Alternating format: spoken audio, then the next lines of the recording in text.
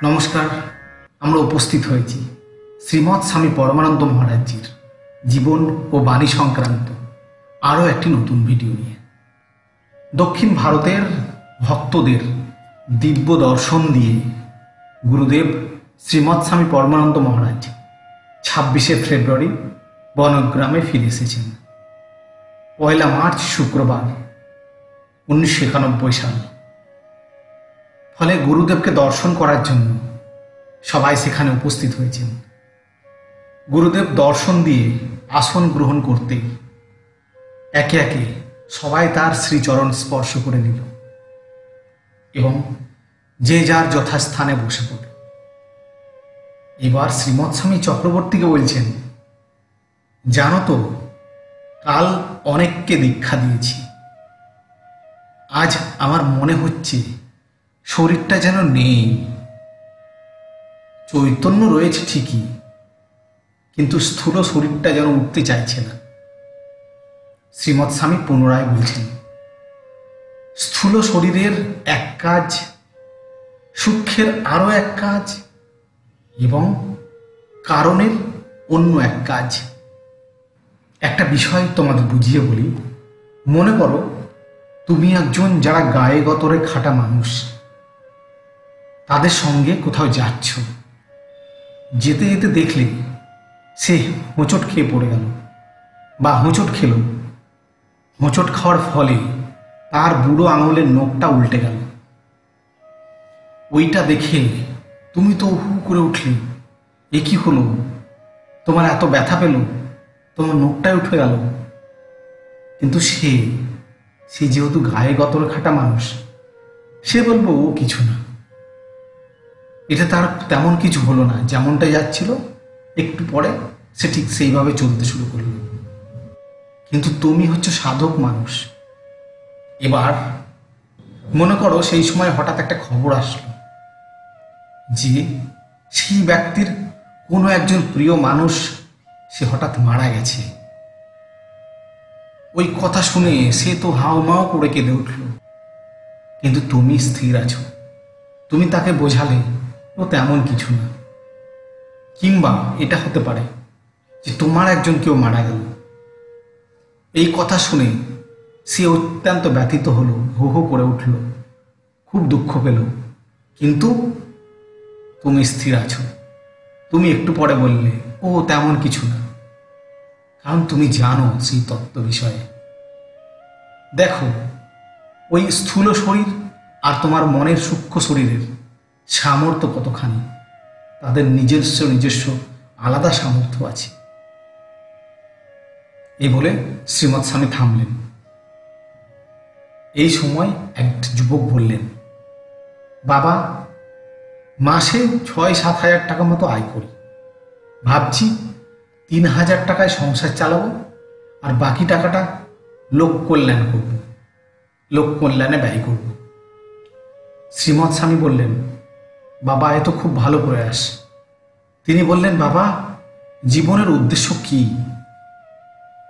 টাকা তো অনেকেরই আছে, অনেকের আছে, থাকে, কিন্তু বিবেক চরিত্র না থাকলে কি হবে? বিবেক চরিত্র চাই। টাকা যেমন অনর্থ ঘটাতে পারে, আবার সেমনি সেই টাকা পরমার্থ লাভও করাতে পারে। কেউ যায় সেই টাকা নিয়ে বেশ্যালয়ে, আবার কেউ সেই টাকায় সাধু সেবা করে। এই বলে শ্রীমৎ স্বামী থামলেন। এ সময় একজন জিজ্ঞাসু, তিনি উঠে দাঁড়িয়ে জিজ্ঞাসা করছেন, গুরুজি, যথার্থ নিষ্কাম কর্ম কে করতে পারে? শ্রীমৎ স্বামী বলছেন, ঈশ্বরকে জানার পরে কেবল ঠিক নিষ্কাম হতে পারে। এক সময়ে যারা সকল কর্ম ত্যাগ করে ঈশ্বরকে জানার জন্য ব্যাকুল হয়ে সাধনা করেছেন, তাঁরাই আবার তাকে জানার পর কর্মে পবিত্র হয়েছে। তাদেরকে বলা হয় ভগবান, এবং ওদের ওই কর্মকেই আখ্যা দেওয়া হয় ভাগবত কর্ম হিসাবে। এইবার আরো একজন দর্শনার্থী জিজ্ঞাসা করছেন, বাবা, একবার আপনি বলেছিলেন বৈশ্য এবং ক্ষত্রিয়দের তাদের মধ্যে অনাচার ঢুকেছে, তাহলে অন্য দুই বর্ণে কি সেটা ঢোকেনি? এবার শ্রীমৎ স্বামী বলছেন, দেখো, ব্রাহ্মণ শিক্ষা ও সংস্কৃতি নিয়ে রয়েছে এবং শূদ্ররাও উৎপাদন ও পরিষেবায় বন্দী রয়েছে, কিন্তু ক্ষত্রিয়ের যে ক্ষাত্র চরিত্র সেটা কোথায়? আর যদি সেটা থাকতো তাহলে দেশটা কি 1000 বছর পরাধীন থাকতো? বৈশ্যরা কি না করছে, তারা খাদ্যে ভেজাল দিচ্ছে, ওষুধে ভেজাল দিচ্ছে, নানানভাবে ভেজাল দিয়ে ব্যবসা করে চলেছে। এ বলে শ্রীমৎ স্বামী থামলেন।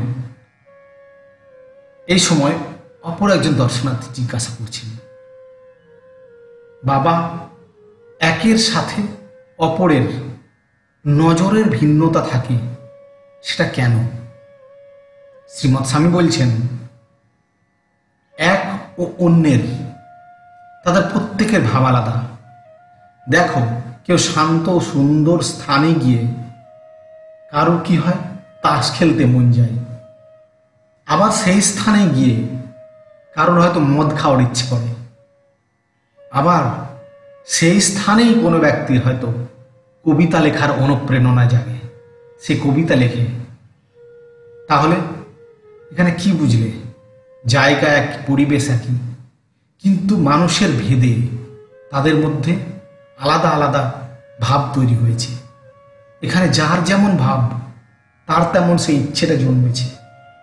আরো একটা উপমা বলছি, একই উইয়ের ঢিবি, রাতের আধারে কেউ দেখলো, সে দেখে বুঝলো, মনে হলো যেন একটা চোর ঘাপটি মেরে রয়েছে, কারণ তার মানসিকতায় সেটা ঢুকে আছে। আবার ওই স্থানকে কোনো যোগী হয়তো দেখলো, সে দেখলো যে একজন যোগী হয়তো বা যোগ মগ্ন হিসাবে সেখানে বসে আছে।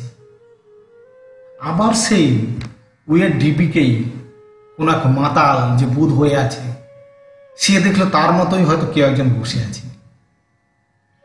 তাহলে এখানে যার যেমন ভাব তার তেমন নজর।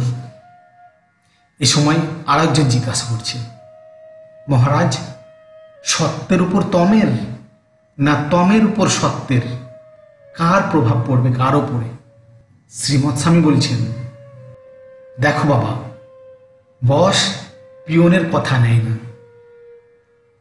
বস তো বস, আবার হতে পারে সব পিয়ন জোট বেঁধে বসকে ঘেরাও করলো, তাকে নানান অসুবিধা সৃষ্টি করলো, কিন্তু বস তাদের কথা নেয় না, দরকার হলে সে রিজাইন দেয়।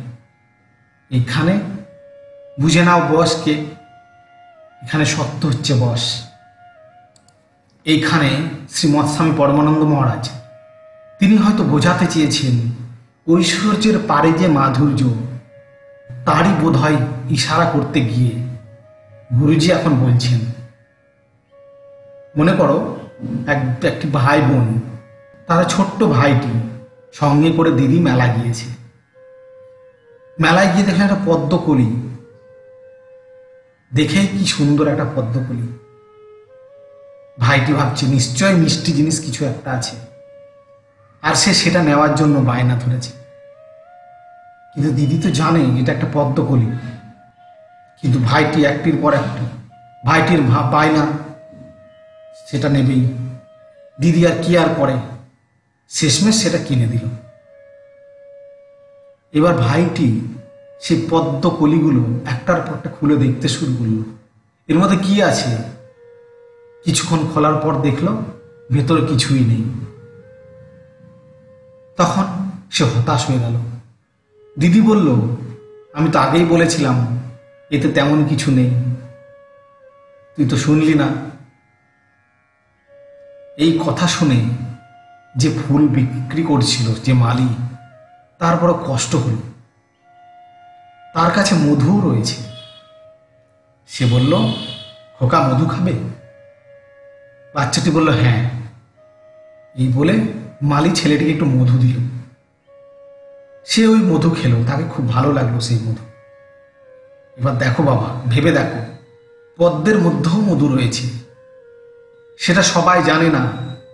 এর খোঁজ জানে কারা? এর খোঁজ জানে ভোমরারা। সে তন্ময় হয়ে মধু খায়। তাতে যদি পাপড়ি বন্ধও হয়ে থাকে তাতেও তো আর কোনো অসুবিধে নেই, সে তো ভেতরে বসে মধু খায়। এই বলে শ্রীমৎ স্বামী পরমানন্দ মহারাজ থামলেন।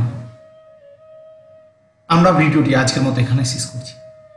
যদি ভিডিওটি ভালো লেগে থাকে বা আমাদের আলোচনা ভালো লেগে থাকে, অবশ্যই ভিডিওটি লাইক করুন এবং সকলকে শেয়ার করুন। এবং এখনও যদি চ্যানেলটি সাবস্ক্রাইব না করে থাকে, অবশ্যই আমার চ্যানেলটি সাবস্ক্রাইব করুন এবং পাশে থাকা বেল আইকনটি ক্লিক করুন। সেই সঙ্গে ভিডিওটি কেমন লাগছে বা আমার যে ভিডিও সেইগুলো আপনাদের কেমন লাগে এই বিষয়ে কমেন্টস করে জানান।